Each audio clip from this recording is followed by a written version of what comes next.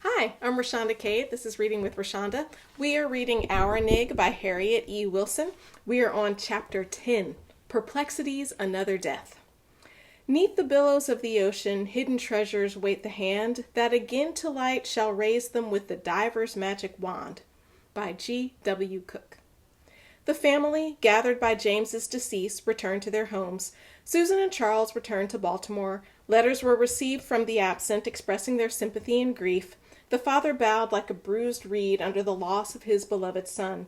He felt desirous to die the death of the righteous. Also, conscious that he was unprepared, he resolved to start on the narrow way and sometime solicit entrance through the gate which leads to the celestial city.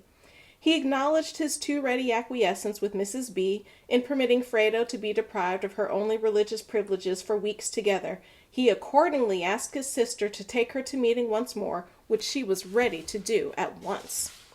The first opportunity they once more attended meeting together. The minister conversed faithfully with every person present. He was surprised to find the little colored girl so solicitous, and kindly directed her to the flowing fountain where she might wash and be clean. He inquired of the origin of her anxiety, of her progress up to this time, and endeavored to make Christ, instead of James, the attraction of heaven. Well, that's good. He invited her to come to his house, to speak freely her mind to him, to pray much, to read her Bible often. I'm actually really happy to hear that. If you remember in Clotel, where we read the ministers did everything they could to keep the blacks from really reading the Bible. They preached to them a version of the Bible that would keep them downtrodden. But here, and we are in the north here as opposed to Clotel where we are in the south, and Fredo is not technically a slave. She's an indentured servant, but her life is exactly like one of a slave. But here, the minister is encouraging her to read her Bible often, so I'm happy to read that. The neighbors who were at meeting, among them Mrs. Reed, discussed the opinions Mrs. Belmont would express on the subject. Mrs. Reed called and informed Mrs. B. that her colored girl related her experience the other night at the meeting. Oh, no. I don't know what it's going to be, but I'm sure it's not going to go well.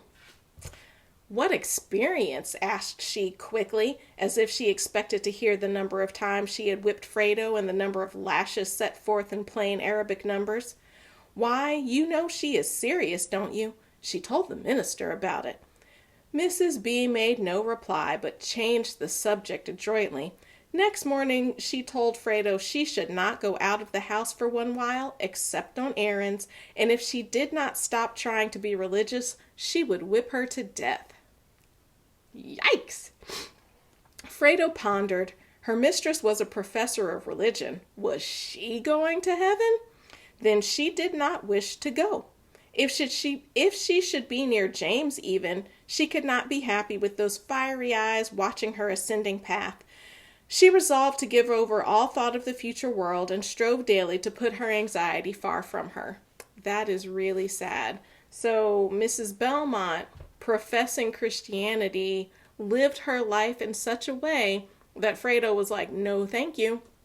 Not trying to be Christian. James was awesome, and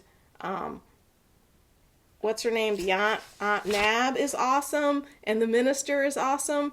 But if this woman, Mrs. Belmont, is going to the same heaven as everybody else, I don't want any parts of it. And that is what kind of witness Mrs. Belmont had. And quite frankly, that's the kind of witness that some of us as Christians have. I pray that we uphold the name of Christ better than Mrs. Belmont ever did. All right, back to reading. Mr. Belmont found himself unable to do what James or Jack could accomplish for her. He talked with her seriously, told her he had seen her many times punished undeservedly. He did not wish to have her saucy or disrespectful, but when she was sure she did not deserve a whipping, to avoid it if she could. How is she supposed to do that? Anyway. You are looking sick, he added. You cannot endure beating as you once could.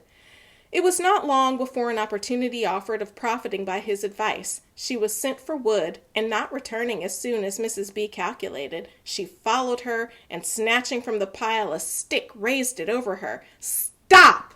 shouted Fredo. "Strike me, and I'll never work a mite more for you." And throwing down what she had gathered, stood like one who feels the stirring of free and independent thoughts. Woo-hoo-hoo! All right, Fredo! By this unexpected demonstration, her mistress, in amazement, dropped her weapon, desisting from her purpose of chastisement. Fredo walked toward the house, her mistress following with the wood she herself was sent after. Aw, shucks. She did not know before that she had a power to ward off assaults. Her triumph in seeing her enter the door with her burden repaid her for much of her former suffering. I bet it did. Fredo told Mrs. Belmont off, said, "If you do this again, I am never working for you." And Mrs. Belmont followed her into the house with Mrs. Belmont carrying the wood she sent Fredo to go get. Yeah, I bet that did repay Fredo much for her former suffering. But I also feel like this might go bad. Let's keep reading. It was characteristic of Mrs. B never to rise in her majesty unless she was sure she would be victorious. This affair never met with an afterclap, like many others. An afterclap. So we thought we were doing something with clap back. Nope. Back in, was this 1859? Harriet E. Wilson was talking about clapbacks. Thus passed a year. The usual amount of scolding, but fewer whippings. Mrs. B longed once more for Mary's return, who had been absent over a year, and she wrote imperatively for her to come quickly to her. A letter came in reply, announcing that she would comply as soon as she was sufficiently recovered from an illness which detained her. No serious apprehensions were cherished by either parent, who constantly looked for notice of her arrival by mail. Another letter brought tidings that Mary was seriously ill. Her mother's presence was solicited. She started without delay. Before she reached her destination, a letter came to the parents announcing her death. That's sad. No sooner was the astounding news received than Fredo rushed into Aunt Abby's, exclaiming, "She's dead, Aunt Abby!" "Who?" she asked, terrified by the unprefaced announcement. "Mary. They've just had a letter." As Mrs. B was away, the brother and sister could freely sympathize, and she sought him in this fresh sorrow to communicate such solace as she could, and to learn particulars of Mary's untimely death and assist him in his journey thither. It seemed a Thanksgiving to Fredo. Every hour or two she would pop into Aunt Abby's room with some strange query. "She's gotten to the river again, Aunt Abby, didn't she? The Jordan is so big one to tumble into. Anyhow, supposin' she goes to hell, she'll be as black as I am. Wouldn't mistress be mad to see her a nigger?" And others of a similar stamp, not all acceptable to the pious, sympathetic dame. But she could not evade them. The family returned from their sorrowful journey, leaving the dead behind. Nig looked for a change in her tyrant. What could subdue her, if the loss of her idol could not? Never was Mrs. B known to shed tears so profusely as when she reiterated to one and another the sad particulars of her darling's sickness and death. There was indeed a season of quiet grief. It was the lull of the fiery elements. A few weeks revived from the former tempests, and so at variance did they seem with chastisement sanctified, that Fredo felt them to be unbearable. She determined to flee, but where? Who would take her? Mrs. B had always represented her ugly. Perhaps everyone thought her so. No one would take her. She was black. No one would love her. She might have to return, and then she would be more in her mistress's power than ever. Okay, so Mrs. B grieved the loss of Mary, unlike she did for the loss of James. I mean, I'm sure she grieved in her own way. I can't imagine one of my children dying, and that's got to tear you up. But anyway, she grieved openly for Mary, and there was a lull in her punishment for Fredo, but when she got back on her feet, she was punishing Fredo again, and after the lull in punishment, the new punishments felt unbearable. So Fredo says, well, I could run away, but where would I go? Who would take me? This sentence here, the one about her representing her ugly, where did that go? Oh, Mrs. B had always represented her ugly. So Fredo wants to go away, but she's afraid there's nobody who'll take her. And that makes me sad for Fredo, because the only future she sees for herself is in the employment of some other white family. And if Mrs. Belmont has already represented her ugly to all of the white families around, what is Fredo going to do? I admit that that was probably her reality. Her best bet was to work for a white family, apparently without wages. But that's just so sad that that's all she saw for herself, at least in this particular moment of time. And she said, if I go away and none of these other families take me, if I come back, it'll be even worse than before. And keep in mind that the Belmonts are really the only family Fredo has ever known. It may not have been ideal, but it's really the only family she's got. All right, let's keep reading. We're almost done with this chapter.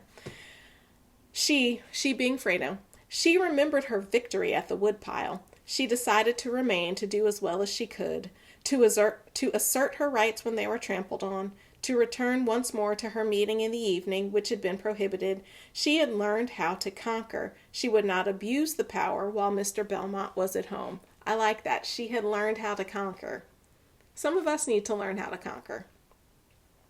But had she not better run away? Where? She had never been from the place far enough to decide what course to take. She resolved to speak to Aunt Abby. She mapped the dangers of her course, her liability to fail in finding so good friends as John and herself. Fredo's mind was busy for days and nights. She contemplated administering poison to her mistress to rid herself and the house of so detestable a plague. But she was restrained by an overruling providence, and finally decided to stay contentedly through her period of service, which would expire when she was 18 years of age. In a few months Jane returned home with her family to relieve her parents, upon whom years and affliction had left the marks of age. The years intervening since she had left her home had, in some degree, softened the opposition to her unsanctioned marriage with George.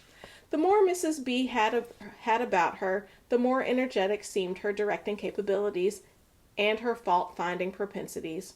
Her own she had full power over, and Jane, after vain endeavors, became disgusted, weary, and perplexed, and decided that, though her mother might suffer, she could not endure her home. She ran her daughter away. They followed Jack to the west. Thus vanished all hopes of sympathy or relief from this source to Fredo. There seemed no one capable of enduring the oppressions of the house but her. She turned to the darkness of the future with a determination previously formed to remain until she should be 18. Jane begged her to follow her so soon as she should be released, but so wearied out was she by her mistress, she felt disposed to flee from any and everyone having the similitude of name or feature. And that ends chapter 10 of Our Nig by Harriet E. Wilson. I'm Rashonda Cade. This is Reading with Rashonda.